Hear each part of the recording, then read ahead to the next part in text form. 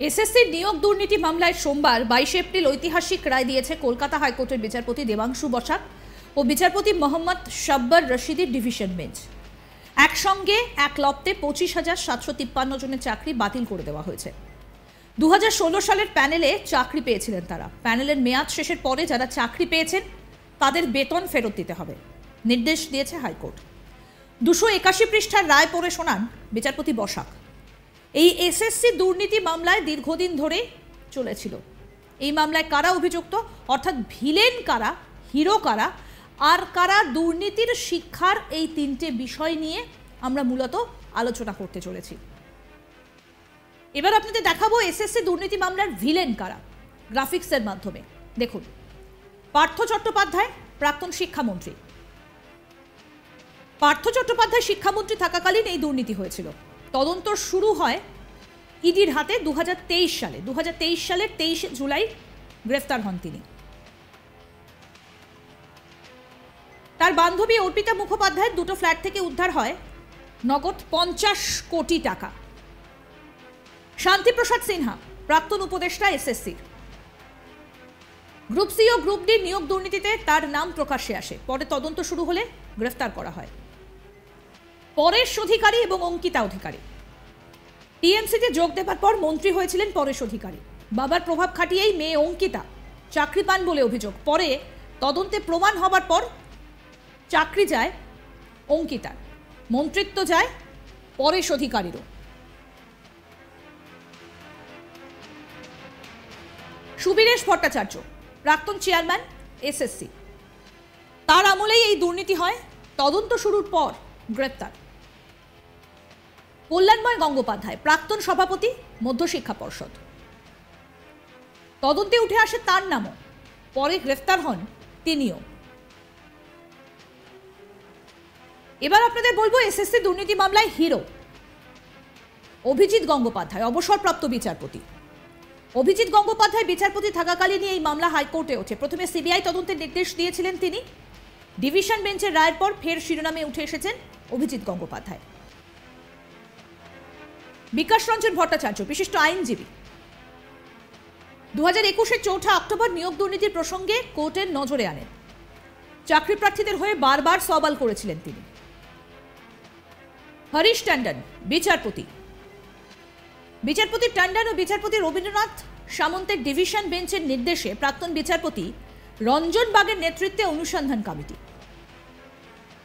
অনিরুদ্ধ বসু বিচারপতি। সুপ্রিম কোর্টের এই বিচারপতি কলকাতা হাইকোর্টের নির্দিষ্ট বেঞ্চ তৈরি করার নির্দেশ দেন। 6 মাসের সময়সীমাও বেঁধে দেন তিনি। বিচারপতি দেবাংশু বসাক ও বিচারপতি মোহাম্মদ শাব্বার রশিদি। সোমবার নিয়োগ দুর্নীতি মামলার রায় এই দুই বিচারপতির ডিভিশন বেঞ্চই দেয়। 2023-এর 5 ডিসেম্বর থেকে এই মামলার শুনানি চলছিল। এবার আপনাদের বলবো এই এসএসসি দুর্নীতি মামলায় শিকার কারা। ববিতা সরকার ও অনামিকা রায়। মন্ত্রী পরেশ অধিকারীর মেয়ে অঙ্কিতার চাকরি বেআইনি বলে মামলা করেন ববিতা সরকার। মামলা জিতে অঙ্কিতার চাকরি পান তিনি। পরে তার থেকেও নম্বর বেশি থাকায় মামলা করেন অনামিকা রায়। সেই মামলা জিতে ববিতার চাকরি পান অনামিকা। কিন্তু সোমবারের রায়ে অনামিকার চাকরিও গেল।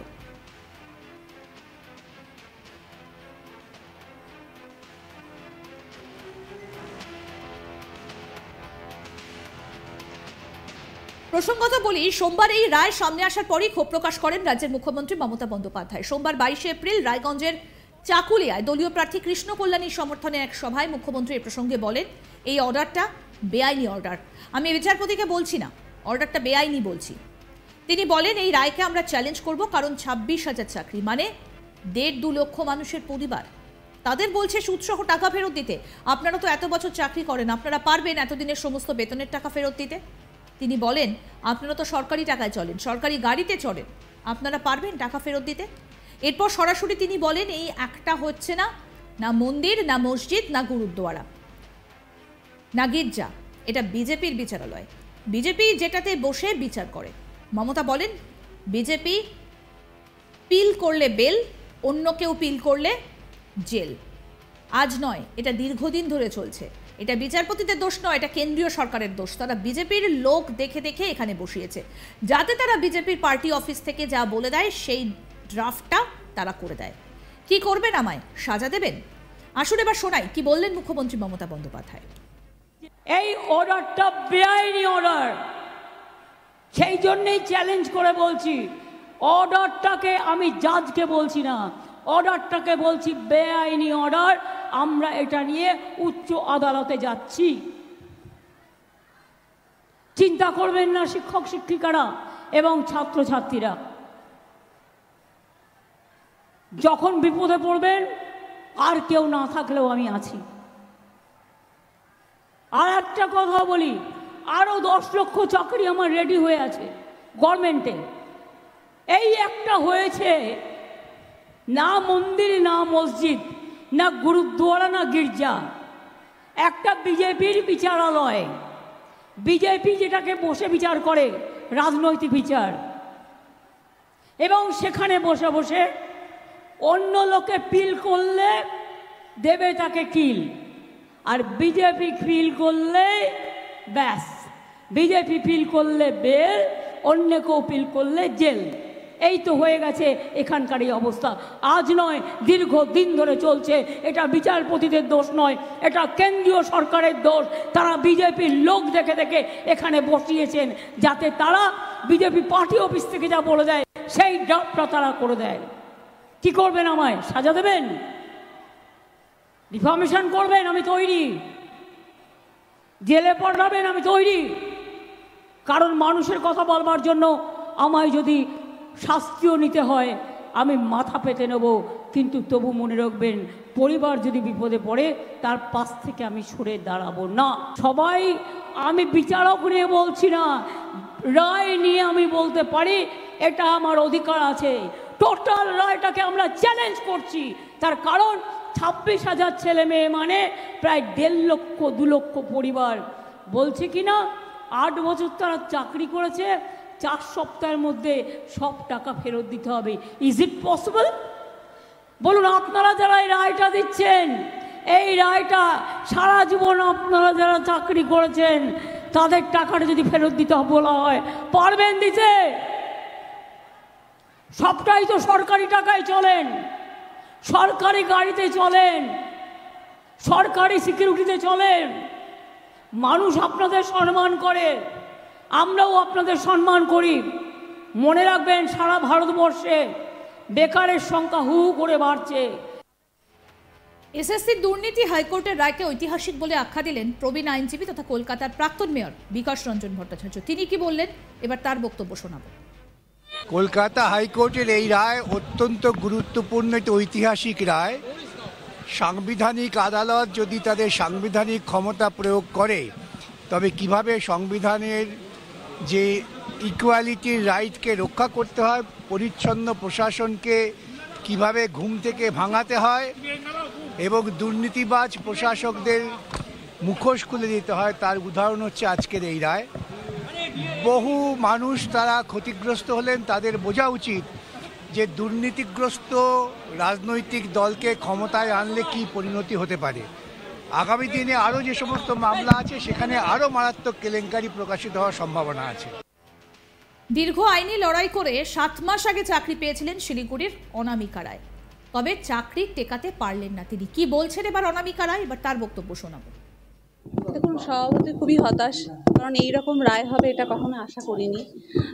মানে কিছু অযোগ্য চাকরি প্রার্থীর জন্য যে যোগ্য চাকরি প্রার্থীদের এইভাবে মানে একটা সমস্যার মধ্যে পড়তে হবে বারবার, সেটা আজকে না, মানে অনেক দিন আগে থেকে কিন্তু যোগ্য চাকরি প্রার্থীদের বিভিন্ন রকমভাবে সমস্যায় পড়া হচ্ছিল এবং বারবার করে প্যানেল ক্যান্সেলের হুঁশিয়ারি দেওয়া হচ্ছিল।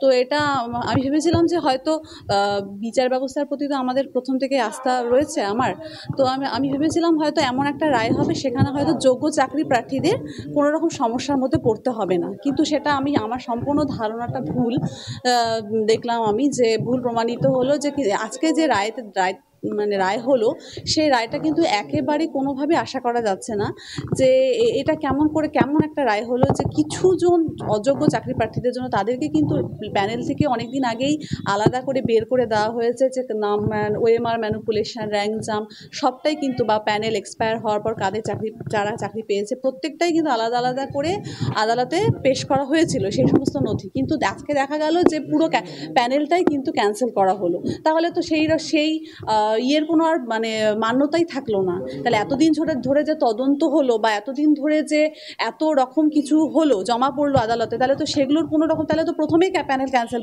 করে দিতে পারতো। তো এতটা সময় নেওয়ার তো দরকার ছিল না আমার মনে হয়। তো আমার মনে হয় যে মানে খুবই একটা বাজে, মানে কি বলবো, মানে আমার দিক থেকে একটা মানে এই রায়টা ভীষণভাবেই একটা প্রভাব ফেললো আর কি যোগ্য চাকরি প্রার্থীদের মনে। কারণ এই রায়টা হবে আমরা কখনো আশা করিনি। আমরা ভেবেছিলাম যে না, আদালতের কাছে যেহেতু সব রকম তথ্যই আছে, সব রকম নথি আছে, তাহলে রায়টা হয়তো সেই রকমই হবে যে যোগ্য এবং অযোগ্য চাকরি প্রার্থীদের আদালত আলাদা করতে পারবে। কিন্তু সেটা একদমই করলো না। সেটা দেখা গেল যে পুরো প্যানেলটাই বাতিল করে দিল। কিন্তু এটা কিন্তু কখনোই কাম্য নয়।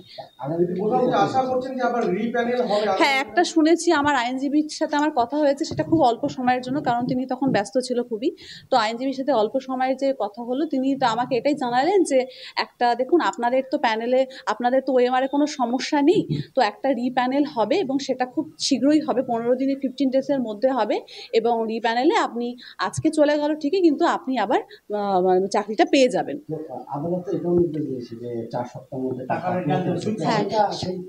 সেখানে আমি দেখলাম এক জায়গায়, আমি এখনো পর্যন্ত মানে আইনজীবীর সাথে তো মানে আমার বললাম যে খুব কম সময়ের কথা হয়েছিল, আমি সমস্ত নিউজ চ্যানেলের মাধ্যমে দেখতে পেলাম যে সেখানে 3টা বিষয় দেখতে পেলাম। যে ক্যান্সার আক্রান্ত সোমা দাসের চাকরিটা মানবিক কারণে ওটা রাখা হলো, আর যে প্রিয়াঙ্কা শাহ এবং আমার নাম দেখলাম আমি অনামিকা রায়, এই দুজনে যেহেতু লিটিগেশনে চাকরি পেয়েছে এবং তাদের কিন্তু তাদেরকে টাকা কোনো ফেরত দিতে হবে না।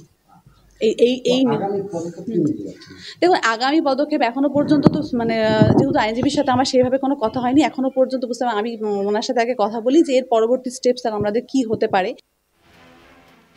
অভিজিৎ গাঙ্গুলি একজন সৎ ব্যক্তি, ওনার দেওয়া রায় আজ সত্য প্রমাণিত হয়েছে বলছেন বীরভূমের চাকরি প্রাপক সোমা দাস। এবার তার বক্তব্য আপনাদের শোনাবো। কি বলছেন সোমা দাস? আমার চাকরি হয়েছিল মানবিক কারণে, যেহেতু আমি একজন ক্যান্সার পেশেন্ট ছিলাম। কিন্তু আমি যখন চাকরির পরীক্ষাটা দিই বা তখন কোনো আমার ছিল না, কিন্তু আমি চাকরিটা পাইনি এবং সেই আন্দোলন মঞ্চে আমি গিয়েছিলাম একজন যোগ্য জেনুইন প্রার্থী হিসেবে। সেখান থেকে মাননীয় বিচারপতি অভিজিৎ গাঙ্গুলি আমার চাকরির ব্যবস্থা করে দিন এবং সেটা মানবিক গ্রাউন্ডে হয়ে চাকরি। তাই আজ আমার চাকরিটা থেকে গেছে এবং বাকি সবার চাকরি বাতিল হয়েছে, পুরো প্যানেলটাই বাতিল হয়েছে এবং শুনছি যে নতুনভাবে আবার প্যানেল হবে। তাই আমার বিচার ব্যবস্থার কাছে প্রার্থনা, যে দুর্নীতির কারণে আমরা আজ বলেছিলাম যে আমরা যোগ্য বঞ্চিত, সেই দুর্নীতি প্রমাণিত হয়েছে। আর তাই আর আমাদের এইটাই প্রার্থনা যে দুর্নীতি যখন প্রমাণিত হয়েছে, তাহলে যারা এই চাকরির প্রকৃত হকদার, যারা প্রকৃত যোগ্য, তারা যে অধিকার যেন ফিরে যায়।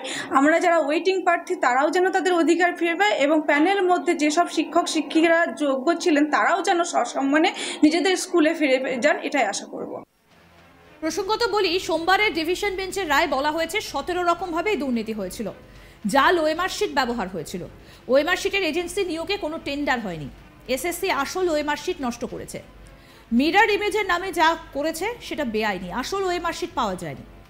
সুপার নিউমারারি পোস্ট বেআইনিভাবে গড়া হয়েছে। এখন দেখার আর কি তথ্য, আর কি আপডেট উঠে আসে এবং এর পরবর্তী পদক্ষেপ কি হয়।